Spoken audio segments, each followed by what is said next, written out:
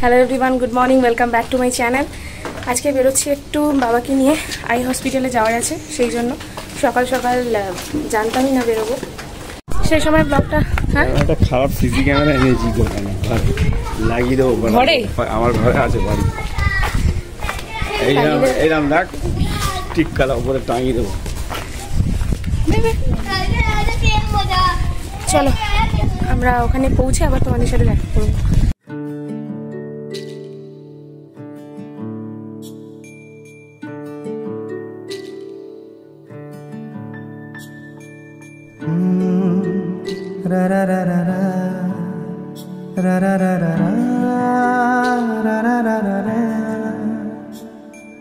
তোমাকে ভালো লেগেছে।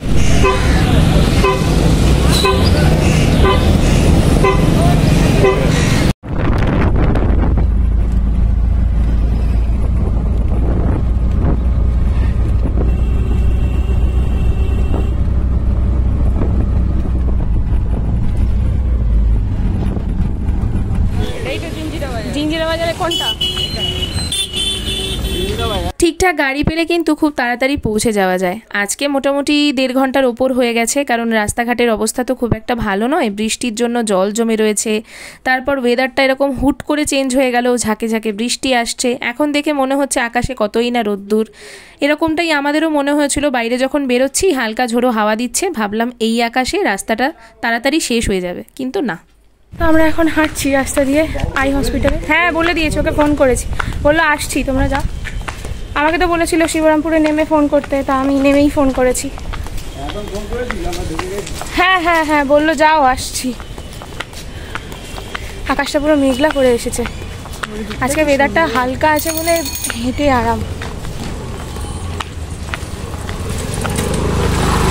এখান থেকে এই তো এইখানে, এই তো সামনে।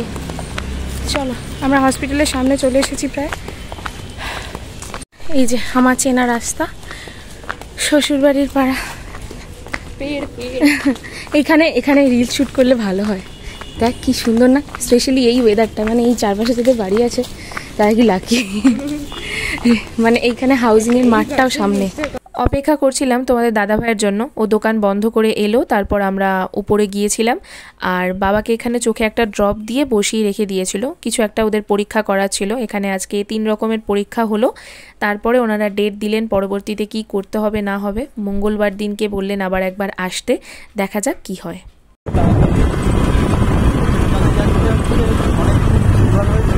হ্যাঁ হ্যাঁ সুগার তো আমার বাবার অনেক দিন। আরে না, চোখ দেখিয়েছে কিন্তু বাবা হসপিটালে না আসতে চায়। আজকে কি মন গেছে, আমি বললাম না চলো নিয়ে চলে যাই, বলেছে যেখানে চলি।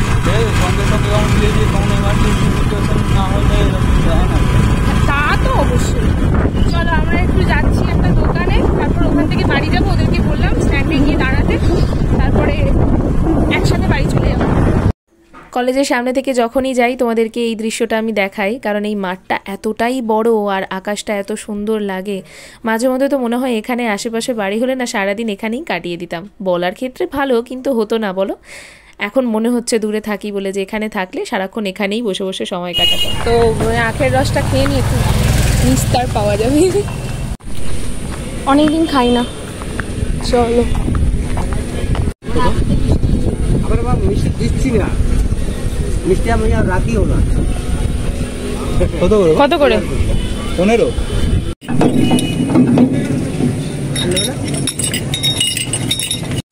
গোপ হয়ে গেছে।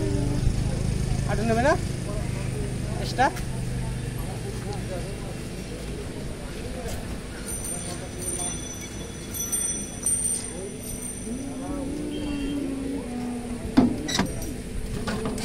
আখের রস খাওয়া হয়ে গেছে,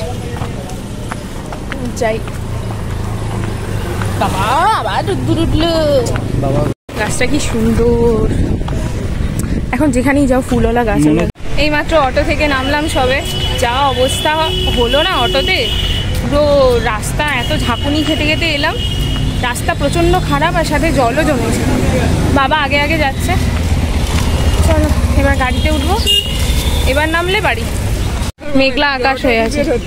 হ্যাঁ, ওটা ওদিক দিয়ে ধরতে হবে। হ্যাঁ তা তো ধরতে হবে, ওই তো ওখানে যেতে হবে, অটো ওদিক দিয়ে ধরতে হয়, ওইখানটা যেতে হবে। তবে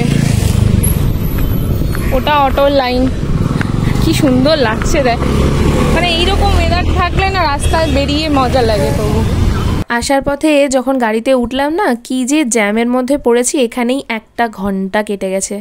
এত বড় বড় সমস্ত গাড়ি ঘোড়া ঢুকেছে, সে সমস্ত রাস্তা পার করে আস্তে আস্তে বেলা আমাদের প্রায় 3:30 ওভার হয়ে গেল। বাড়ি এসে গেছি, তোমাদের সাথে পরে শেয়ার করবো ডাক্তারবাবু কি বললেন না বললেন। এখন আপাতত দৃষ্টিতে একটু রেস্ট নিই, স্নান করি, খাওয়া দাওয়া করি, ঠিক আছে? চলো টাটা। কি রে তুই কে? তোকে তো আগে এখানে দেখিনি, আমি বেরোই না, তোকে দেখবো কি করে? কি রে অবুঝু? হ্যাঁ তোকে তো কোনোদিন দেখিনি।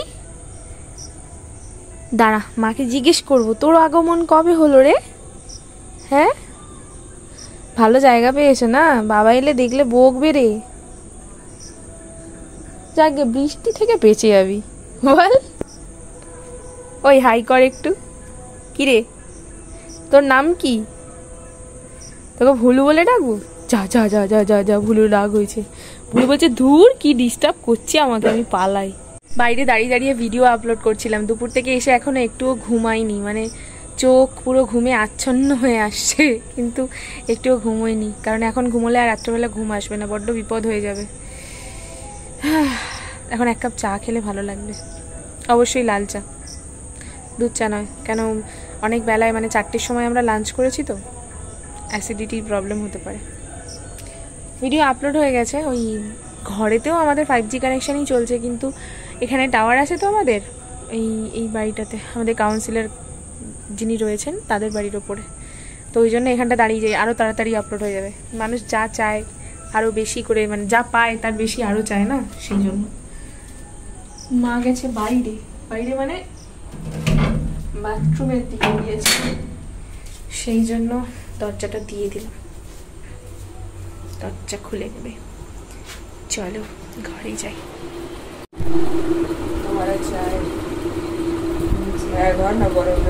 এই হ্যান্ডেলটা নিজে ধরে রয়েছে কাপে।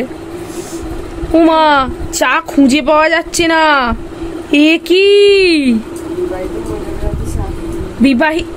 বিবাহিত মহিলাদের চা এত বড় কাপে না? কেউ আমায় এই 1 কাপ চা চেয়েছি, আমাকে বললো বিবাহিত মহিলাদের অত চা খেতে নেই, মানে এত বড় কাপটাতে আমাকে ওই হাফেরও হাফ দিয়েছে, ও নিজেই বলছে হাফেরও হাফ দিয়েছি।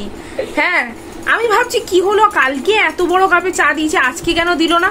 ও মা গ্লাসের মধ্যে নিজের চাটা আলাদা করে নিয়েছে, ওই জন্য আমাকে কাপে করে সাজিয়ে বড় কাপে ঢেকে দিয়েছে চাটা, যাতে বুঝতে না পারি। এটা হচ্ছে চক্রান্ত, বুঝতে পারছো? এখন বলছে বিবাহিত মহিলাদের বেশি চা খেতে নি, চা করতে পাঠালাম আমি, আর আমাকেই চাটা কম দিয়ে নিজে বেশি খাচ্ছে। ভালো জিনিস কম খেতে হয়, তাই তোর গ্লাস থেকে তুই ঢেলে দে, বেশি হয়ে যাবে, সমান সমান রেখে। তা তুই ভয় কমটা খা, তুই ছোট, স্যাক্রিফাইস কর। আমি ছোট বলতে দেখলে তো বলবে তোরা আমাকে। ইয়ে মা গো মা, মিষ্টি দেয়নি। কে বললে দিদি? আগের বারে বললি তুই কম দি। আমি কি বললাম? তুই বললি এবারে কম দিতে, একটু আমি একটু কম দিচ্ছি। আমি বললাম দে, যদি লাগে তো একটু ইয়ে দিয়ে দেওয়া যাবে, কাঁচা দি। মা অত্যাচার, এগুলো অত্যাচার করছে মা, কি বলবো। উচ্চ মাধ্যমিক পাশ করার জন্য বোনকে যে আংটিটা দিয়েছিলাম, সেটা তো বাড়ি এসে সেদিন তোমাদের সাথে শেয়ারই করা হলো না, তাই আজকে শেয়ার করে দিলাম। আর সাথে আমিও একটা আংটি নিয়েছিলাম, দুটো কেমন হয়েছে অবশ্যই কমেন্টে জানিও। রাত্রেবেলা ড্রাই চিলি চিকেন এনেছিলাম সকালে, সেটা আর মাছের ডিমের তরকারি দিয়ে ডিনারটা সেরে নিয়েছি। আমাদের সাথে ভিডিওটা শেষ করা হয়নি, কারণ সেদিনকে হসপিটাল থেকে এসে আর রাত্রেবেলা ভিডিও শ্যুট করতে কোনো রকম ইচ্ছে করছিল না, তাই বলতে পারিনি। বাবার চোখের অপারেশনের ডেট দিয়ে দিয়েছে, চোখের ছানি পরিষ্কার করতে হবে, আর সাথে লেন্সও বসাতে হবে, সেই কারণে। তো আশা রাখি বাবা তাড়াতাড়ি সুস্থ হয়ে যাবে। আমার ওই জন্য এখান থেকে যাওয়ার দিনের মেয়াদটাও পিছিয়ে গেল। দেখা যাক কতদূর কি হয়, তোমাদেরকে জানাতে থাকবো। আশা করছি তোমাদের আজকের ভিডিওটা যতটুকু শেয়ার করতে পেরেছি ততটুকু ভালো লেগেছে। ভিডিওটা ভালো লাগলে do like, comment, share, subscribe our channel. Tata guys, দেখা হবে খুব শিগগিরই নতুন একটি ভিডিওর সাথে।